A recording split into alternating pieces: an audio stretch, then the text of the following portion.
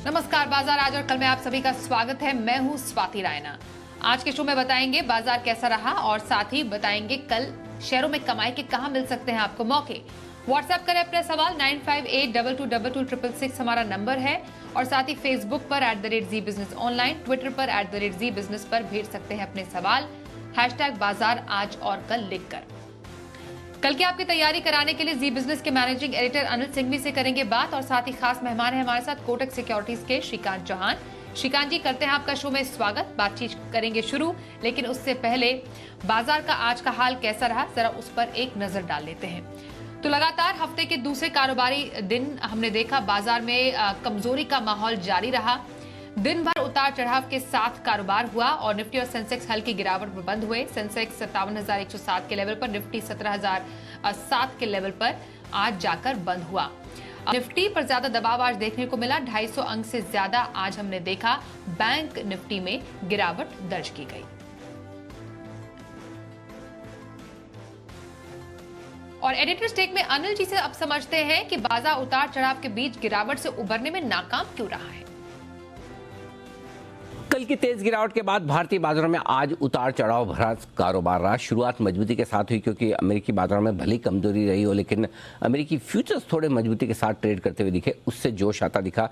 कच्चा तेल $85 के नीचे ही बना हुआ था, उससे फायदा मिला और भारतीय बाजारों में कल एफआई ने दमदार 5100 करोड़ की बिकवाली की। लेकिन सामने घरेलू फंड्स की भी खरीदारी का आंकड़ा मजबूत आया और वायदा कारोबार में हल्की फुल्की शॉर्ट कवरिंग के संकेत एफआई की तरफ से आते दिखे। यानी कि आंकड़े बिकवाली के थे लेकिन उतने बुरे नहीं जितने पिछले 2 दिनों से दिख रहे थे। इन सब के बीच में मजबूत शुरुआत होती दिखी और मजबूत शुरुआत होने के बाद बाजार दौड़ लगाते हुए 17,200 की तरफ तेजी से बढ़ते दिखे। लेकिन शुरुआती मजबूती कुछ ही देर में आधे पौन घंटे में ही गायब होती दिखी और वहाँ से जो बिकवाली का दबाव बना, एक बार हमने 17,000 का लेवल भी तोड़ा, फिर से दिन के दौरान मजबूती बनती दिखी और फिर से बिकवाली का माहौल। तो यानी कि तेजी मंदी खरीदारी बिकवाली के दौरों में आज बाजार दिन भर वोलेटाइल बने रहे। बैंक निफ्टी कंपैरेटिवली ज़्यादा कमज़ोर था, 38,500 के नीचे फिसला भी और फाइनली बंद होते होते 38,350 के आसपास बैंक निफ्टी बंद हुआ। निफ्टी मुश्किल से 17,000 के लेवल को होल्ड कर पाया क्लोज होते होते। ये सब कुछ तब हुआ जबकि डाउ फ्यूचर्स दिन भर मजबूत थे। हालांकि 300 साढ़े 300 पॉइंट बढ़ने के बाद बाजारों के बंद होने के वक्त डाउ फ्यूचर्स 150 पौने 200 पॉइंट ही मजबूत थे, यानी कि बढ़त थोड़ी कम किए। लेकिन उम्मीद यह है कि 5 दिनों की तेज़ गिरावट के बाद अमेरिकी बाजारों में शायद थोड़ा सा कारोबार बेहतर होता हुआ दिखे। तो ओवरऑल कह सकते हैं कि आज दोनों तरफ के ट्रेडर्स को भरपूर मौके मिले, चाहे वो खरीदारी करने वाले हो। बार बार निचले स्तरों पर बाजार आता दिखा, तो बिकवाली करने वालों के लिए भी 17,100 17,200 की रेंज में बाजार बार बार आते दिखा और वहां से प्रॉफिट बुकिंग होती दिखी। तो ये वोलेटिलिटी अगले 2 ट्रेडिंग सेशन रह सकती है। वायदा कारोबार की एक्सपायरी चूंकि गुरुवार को है, लेकिन उससे पहले आज मिला जुला कारोबार भारतीय बाजारों में। चलिए अब आज के खास मेहमान कोटक सिक्योरिटीज के श्रीकांत चौहान का रुख कर लेते हैं। श्रीकांत जी, बाजार पर क्या राय है आपकी? हफ्ते के दूसरे कारोबारी दिन बहुत ज्यादा वॉलेटिलिटी हमने बाजार में देखी है। फिलहाल कोई क्या स्ट्रैटेजी रखे? Good evening Swati ji. देखिए, हमें लगता है कि ये जो मार्केट है ये एक अनसर्टेनिटी में आ चुका है इन टर्म्स ऑफ जो रुपया है वो लगातार गिरते जा रहा है और डॉलर इंडेक्स जो है वो रुकने का नाम नहीं ले रहा है। तो जैसे जैसे उसमें वॉलेटिलिटी बढ़ते जा रही है वैसे वैसे हम हमारे मार्केट्स में भी वॉलेटिलिटी को फेस कर रहे हैं और इसी वजह से हमें लगता है कि इस मार्केट में एक असमंजस सी जो स्थिति बनी है वहां पे हमें लगता है कि थोड़ा उसको स्टेबल होने में टाइम लग सकता है। लेकिन अगर ऑप्शन स्टैटिस्टिक्स को देखें और अगर टेक्निकल के पूरे ओवरऑल अगर पैटर्न को देखें तो हमें लगता है कि ये मार्केट जो है वो काफी ओवरसोल्ड हो चुका है शॉर्ट टर्म में और एक रिबाउंड बिल्कुल इसमें आ सकता है। अगर पुट कॉल रेशियो की बात करें या रिट्रेसमेंट रेशियो की बात करें तो मार्केट 17,000 के करीब काफी अच्छे सपोर्ट में है। लेकिन अगर इन लेवल्स के नीचे अगर मार्केट कंफर्टेबली ट्रेड करता है तो फिर हमें लगता है कि मार्केट एक बार 16,800 के भी लेवल्स छू सकता है, जो 200 पॉइंट की यहाँ से गिरावट दिखा सकता है। अदरवाइज हमें लगता है कि ये मार्केट कभी भी एक बार वापस 17,400 के लेवल्स को छू सकता है, जैसे कि ओवरसोल्ड एक्टिविटी बनी है। आज हमें लगता है कि बैंक निफ्टी ने भी अपना एक करेक्टिव पैटर्न कंप्लीट कर लिया है, लगभग 38,000 के करीब गया था और वहां से इसमें रिकवरी बनी है। तो हमें लगता है कि शायद बैंक निफ्टी कल के दिन में या आने वाले 1 या 2 दिन में अच्छा सपोर्ट बैंक निफ्टी निफ्टी को कर लेगा और इसकी वजह से हमें एक मार्केट में रिकवरी देखने मिल सकती है। स्ट्रैटेजी बाय ऑन डिप्स की होनी चाहिए क्योंकि मार्केट गिर चुका है, या तो यहाँ से खरीद के चले, हमें लगता है 1 या 2 दिन में अच्छे तेजी के मौके बनेंगे। ओके, तो ये तो रही बाजार पर स्ट्रैटेजी और राय श्रीकांत जी की। अब आइए कुछ स्टॉक स्पेसिफिक एक्शन आपसे लेते हैं। श्रीकांत जी, मीडियम टर्म के नजरिए के लिए कौन से स्टॉक में खरीदारी आपकी पसंद रहेगी और लॉन्ग टर्म की खरीदारी के लिए कौन सा स्टॉक आप रेकमेंड करेंगे? बिल्कुल, तो देखिए मार्केट काफी अच्छा करेक्ट हो चुका है, 18,100 के करीब था, अभी 17,000 के करीब आ चुका है। मार्केट शायद यहाँ से थोड़ा सा और करेक्ट भी हो सकता है, लेकिन कुछ एक स्टॉक्स काफी इंपॉर्टेंट सपोर्ट्स के करीब आ चुके हैं जो इनके लॉन्ग टर्म सपोर्ट से, और पिछली रैली में भी उन्होंने काफी अच्छा परफॉर्मेंस दिया था। हमें लगता है कि एक्सिस बैंक को करंट लेवल से लॉन्ग करके चले जो 740 735 के करीब ट्रेड कर रहा है, और यहाँ से हमें लगता है कि ये स्टॉक वापस एक बार 780 से लेकर 800 के भी लेवल्स दिखा सकता है क्योंकि ये स्टॉक वैसे हाई बीटा स्टॉक है। तो करंट लेवल से इसे लॉन्ग करके चले, और यहाँ पे हम स्टॉप लॉस रखेंगे 715 रुपए का। साथ ही साथ हमें लगता है कि अगर यहाँ से एक लंबी अवधि का अगर नजरिया लेना हो और उस पर्टिकुलर व्यू से अगर किसी स्टॉक को खरीदना है, तो फिर वहां पे हमें लगता है कि लॉन्ग पोजीशंस बनाई जा सकती है रिलायंस इंडस्ट्रीज के ऊपर। और ये स्टॉक तकरीबन 2400 के करीब आज ट्रेड कर रहा था ड्यूरिंग द डे। हमने एक अच्छा उसमें रिकवरी पैटर्न भी देखा। ये स्टॉक लगभग 2420 2425 के करीब आया था, लेकिन क्लोजिंग में 2300 के करीब था। लेकिन अगर लंबी अवधि का नजरिया है तो करंट लेवल से इसे खरीदें। मल्टी मंथ्स के लो के करीब आ चुका है। एक साल पहले भी 2350 के करीब ये स्टॉक अवेलेबल था, आज भी उसी लेवल्स के करीब आ चुका है। तो करंट लेवल से खरीदे, 2300 का स्टॉप लॉस रखें, और यहाँ से हमें लगता है कि ये स्टॉक वापस 2980 से लेकर 3000 के लेवल्स आने वाले 12 महीने में दिखा सकता है। ओके, तो श्रीकांत जी की दो पिक्स, मीडियम टर्म में एक्सिस बैंक में खरीदारी की सलाह और लॉन्ग टर्म में रिलायंस इंडस्ट्रीज में खरीदारी का सुझाव आ रहा है हमारे आज के एक्सपर्ट की तरफ से। आइए कुछ दर्शकों से बातचीत अब करते हैं शुरू। फरीदकोट से करण बंसल हमारे साथ है। करण जी, स्वागत करते हैं आपका। बताइए कौन से स्टॉक पर सवाल है? हेलो मैम, एक मुझे इंडिया सीमेंट का पूछना था। वो मैंने 150 लिए हुए थे, 150 के रेट पे, और एक मुझे वीपीएल का पूछना है। वीपीएल मेरा 1158 से मुझे 170 स्टॉक ले रखे हैं। वरुण बीवरेज। ओके ओके, क्या व्यू है आपका इन स्टॉक्स पर? हमें लगता है कि यहाँ करण जी, कब तक होल्ड कर सकते हैं इसको? मैं लॉन्ग टाइम भी होल्ड कर सकता हूँ इंडिया सीमेंट और इसके वीपीएल के। मुझे वही जानना था कब तक होल्ड करूँ, क्योंकि वीपीएल कंटिन्यूसली गिर रहा है। ओके, ठीक है, बिल्कुल। बहुत ही सीमेंट स्पेसिफिक पोर्टफोलियो है करण बंसल जी का। और बताइए सर, क्या करें अपने इन खरीद पर? ये बिल्कुल, तो देखिए, एक तो जो स्टॉक मैंने सुना वो इंडिया सीमेंट है, दूसरा इन्होंने कौन सा स्टॉक जिक्र किया? इंडिया सीमेंट, अंबुजा सीमेंट और जेके लक्ष्मी पर भी इनका सवाल है। ठीक है, तो देखिए इंडिया सीमेंट ओके, एक मिनट सर, मैं क्लैरिफाई कर लेती हूँ। श्रीकांत जी, एक मिनट क्लैरिफाई कर लेती हूँ, शायद कुछ कंफ्यूजन है। करण, जरा एक बार फिर से बताइए कौन से स्टॉक है आपके? India cement and Varun beverage. India cement and Varun beverages. Okay okay, India cement और वरुण बेवरेजेस, ये दो स्टॉक है। ठीक है, इंडिया सीमेंट है सर और दूसरा वरुण बेवरेजेस है। बताइए। बिल्कुल, तो वैसे हमें लगता है कि ये दोनों स्टॉक काफी अच्छे हैं। दोनों में जो इन्वेस्टमेंट की है उन्होंने, वो हमें लगता है कि एक अच्छा रिटर्न इनको इनके इन्वेस्टमेंट्स पे बिल्कुल मिल सकता है, लेकिन थोड़ा लंबी अवधि का नजरिया रखना काफी जरूरी है, क्योंकि सीमेंट में भी हलचल शुरू हो गई है। कंसोलिडेशन ऑफ द इंडस्ट्री की जो होती है वो शुरुआत हो चुकी है। बड़े प्लेयर्स इसमें एंटर हो चुके हैं, और जो प्लेयर्स जो भी दिग्गज प्लेयर्स हैं उन्होंने अपना कैपेक्स बढ़ा दिया है, या तो उनमें मर्जर्स एक्विजिशन की एक शुरुआत हो चुकी है।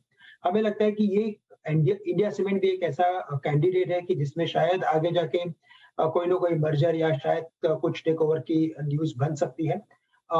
हमेशा ये स्टॉक इसी पर्टिकुलर न्यूज के सुर्खियों में रहा है। हमें लगता है कि करंट लेवल से यानी कि 230 से तो बिल्कुल ये स्टॉक होल्ड करना चाहिए। हमें लगता है कम से कम 330 के लेवल्स दिखा सकता है, और अच्छे मार्केट्स में 400 के भी लेवल्स दिखा सकता है।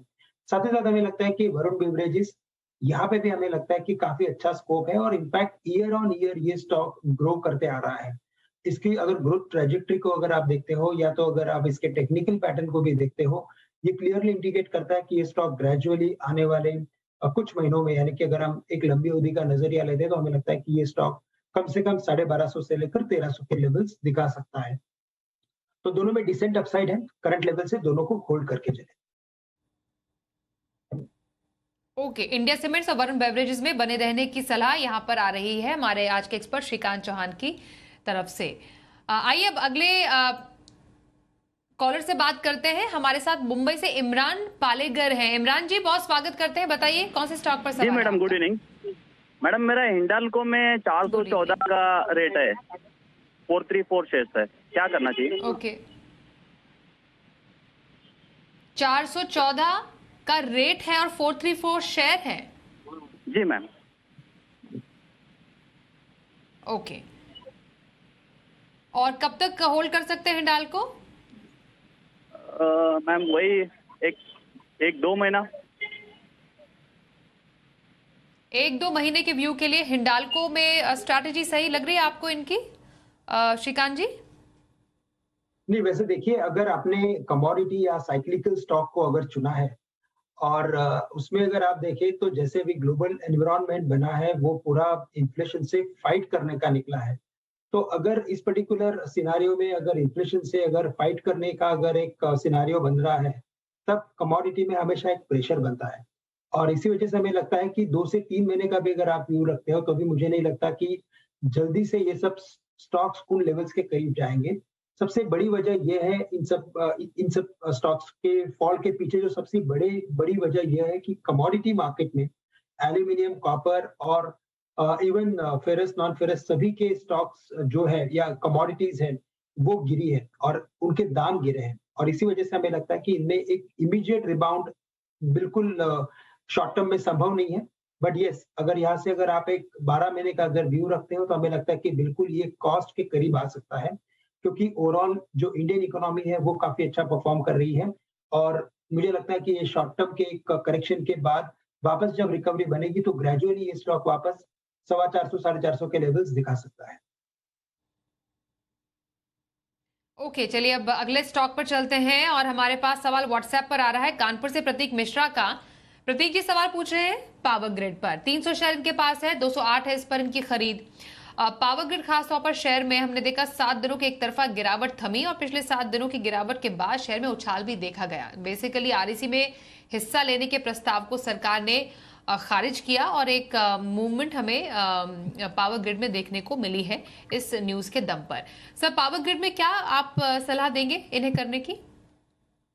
बिल्कुल, तो देखिए, गवर्नमेंट कंपनीज में अगर आप इन्वेस्टमेंट करते हो या ट्रेडिंग भी करते हो तो ये सब कंपनीज जो होती है वो न्यूज बेस्ड काफी सेंसिटिव हो जाती है और गवर्नमेंट से जो भी न्यूज फ्लो आता है वहां पे उनके जो डिसीजंस होते हैं वो काफी लॉन्ग टर्म व्यू के बेसिस पे होते हैं और इसी वजह से हमें लगता है कि आपका इन्वेस्टमेंट इन सब कंपनीज में हो सके उतना अगर कम होगा तो ज्यादा बेहतर होता है, क्योंकि इन न्यूज फ्लो को समझ पाना काफी मुश्किल होता है। तो हमें लगता है कि अगर 208 की खरीदी है, 204-5 के करीब ट्रेड कर रहा है, करंट लेवल से भी हमें लगता है कि इसमें से एग्जिट कर ले और अगर आपको पावर साइड में ही अगर आपका पोर्टफोलियो अगर बनाना है तो हमें लगता है कि टाटा पावर ये एक अच्छा विकल्प है। आप ये पर्टिकुलर स्टॉक में स्विच कर लीजिए आपके इन्वेस्टमेंट्स को, तो पावर ग्रिड को बेचे और टाटा पावर को लॉन्ग करके चल सकते हैं। ओके, पावर ग्रिड से निकलकर टाटा पावर में खरीदारी की सलाह श्रीकांत चौहान की। फेसबुक पर अलीगढ़ से प्रशांत गौतम सवाल पूछ रहे हैं। टाटा स्टील है इनका स्टॉक और 500 शेयर इनके पास है, 100 इस पर इनकी खरीद है। शेयर लगातार दूसरे दिन टूटा है और 2 दिन में 7% तक गिरावट हमें टाटा स्टील में देखने को मिली है। सर, टाटा स्टील में फिलहाल क्या स्ट्रैटेजी रखने की सलाह देंगे इन लेवल्स पर? बिल्कुल, तो देखिए, टाटा स्टील में भी हमारी राय यही है कि इसमें भी वैसे देखा जाए तो दिक्कत भरा समय रहेगा और लॉन्ग टर्म व्यू से नो डाउट काफी अच्छा इन्वेस्टमेंट है, लेकिन अगर शॉर्ट टर्म व्यू से अगर लिया है तो मुझे लगता है कि इसमें और भी गिरावट बन सकती है अगर इसी तरह अगर यूएस मार्केट्स में अगर एक सेल ऑफ जारी रहा तो। करंट लेवल्स 97-98 के हैं और इनकी जो खरीदारी है वो 100 रुपए के करीब की है। हमें लगता है कि आप इसमें से एग्जिट करके आप किसी फाइनेंशियल स्टॉक्स में अगर आप एंटर होते हो, या तो इवन आईटी कंपनीज में भी अगर आप एंटर होते हो करंट लेवल से, तो यहाँ से 3 से 6 महीने में आपके अच्छे रिटर्न्स बन सकते हैं। तो करंट लेवल से टाटा स्टील में से एग्जिट कर लें, या तो जो पोजीशन है उसे सेल कर लें। अब कल के बाजार पर क्या रखे खास स्ट्रैटेजी और बाजार के लिए अहम संकेत समझते हैं अनिल जी से। जहां तक कल के बाजारों का सवाल है, देखते हैं अमेरिका में 5 दिनों की गिरावट पर रोकथाम होती है या नहीं, और आज अमेरिकी बाजार किस तरह से बंद होते हैं, क्योंकि हमारे बाजारों के बंद होने के वक्त 150 पॉइंट ऊपर डाउ फ्यूचर्स और 115 पॉइंट ऊपर नैस्डैक फ्यूचर्स है। और उसके बाद कल सुबह किस तरह का माहौल डाउ फ्यूचर्स में दिखता है। आज के एफआईज के डेटा भी देखने बड़े इंटरेस्टिंग हो गए, क्योंकि उतार चढ़ाव के बीच खरीदारी किसने की और बिकवाली किसने की, ये जानना जरूरी है, चाहे वो एफआईज हों, घरेलू फंड या फिर ट्रेडर्स हों। और वायदा कारोबार के ठीक एक्सपायरी के ठीक एक दिन पहले का ट्रेड कल होगा, और उस लिहाज से बड़ी अहमियत वाला भी होगा। सपोर्ट सिंपल है, 16,800 से 16,900 की रेंज में ये 100 पॉइंट की रेंज आपके लिए करेगी सपोर्ट का काम। और ऊपरी स्तर पर 17,200 से 17,325 की रेंज है, जहां पर बाजार आपको रुकते हुए नजर आ सकते हैं। बैंक निफ्टी का जहां तक सवाल है, क्लोजिंग जो हुई है 38,500 के नीचे बहुत अच्छी तो नहीं है, अब छोटा मोटा सपोर्ट है 37,950, 38,050 के आसपास। 37,950 के नीचे जाने पर 300-400 पॉइंट की जगह और खुल जाएगी। उम्मीद करें कि वो होल्ड होता हुआ दिखेगा, और रिकवरी हुई तो इस रिकवरी में आप 39,000 के आसपास बैंक निफ्टी को अच्छा खासा रुकावट आते हुए देखेंगे। इन लेवल्स पर आपको कल रखनी होगी नजर। और आइए अब कल जानते हैं कल की ऑप्शन स्ट्रैटेजी, कल का ऑप्शन में।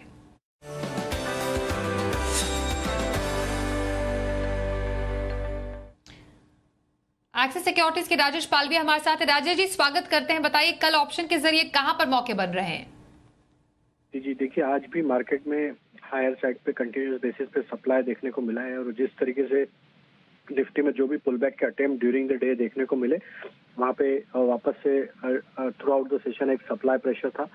डेटा भी देखे तो 17,100 17,200 के स्ट्राइक में काफी एग्रेसिव कॉल राइटिंग होते हुए दिखी, और जिसके चलते हमें लगता है कि मार्केट में एक्सपायरी पॉइंट ऑफ व्यू से हायर साइड पे एक दबाव कंटिन्यू बेसिस पे बना हुआ रहेगा।